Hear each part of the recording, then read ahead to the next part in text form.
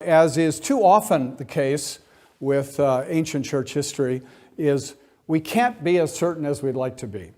And as they went on their way, they came unto a certain water. And the eunuch said, See, here is water. What doth hinder me to be baptized?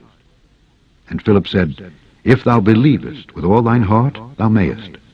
We certainly know that by 300, the universal practice of the ancient church was to baptize children, to baptize the children of believers. The problem is, what happened before 300? And how certain can we be about it? A number of years ago now, two German Lutheran scholars marshaled all of their vast learning. One to say the early church did baptize infants, that is very early, and another to say the evidence just isn't clear.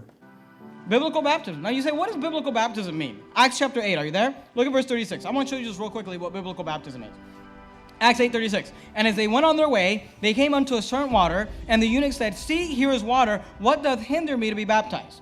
Now the eunuch just got the gospel preached to him, and now he's asking, what's hindering me? What's stopping me from getting baptized?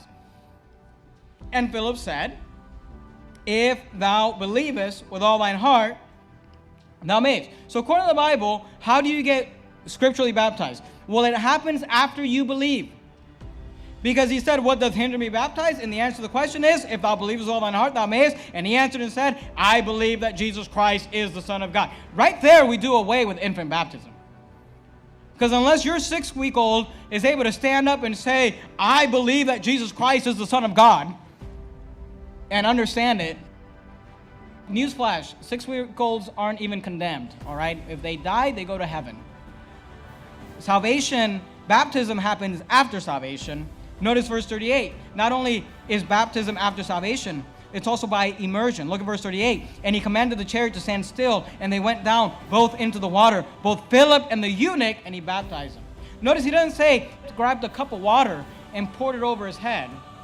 He didn't say he filled up his spray bottle with water and sprayed him with it. He said they went down both into the water. Why did they have to go down into the water? Because he needed enough water to get his whole body underwater. Because baptism is by immersion scripturally. And so when we look at the evidence in the early church in the 2nd and 3rd century, the evidence is simply inconclusive. I don't think either side of this debate can entirely win.